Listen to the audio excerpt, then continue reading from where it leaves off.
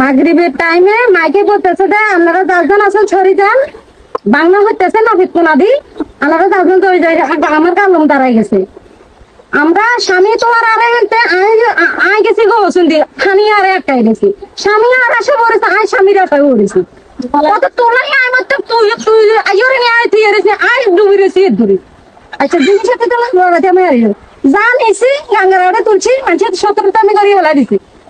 আজকে দুজন একটা খাইছি যত বিজ্ঞান একের ফেলেরও না এক গড়াতে মানে মাছের ভাত নাকি বাদ দেবো খামো এ কথা আর আজ 7 দিন অনাহার। আজকে 2-3 বছর পর্যন্ত আমরা মানুষের বাসা বাসা থাকি, মানে জ্বর আসলে চলে যাই আবার আসি। মাছ তো নাই, পুকুরের মাছ এই 7,000 টাকার মাছ ফেলাইছিলাম রেনু, সব চলে গেছে, কিচ্ছু নেই। দেখেন নাই যে এই বাড়ি আমাদের তো কোনো মানুষ আসি আমাদের জিজ্ঞাসা করে নাই যে যেহেতু আপনারা খাইছেন কিনা, আপনারা কি অবস্থা আছেন, কিভাবে আপনারা বসবাস করতেছেন।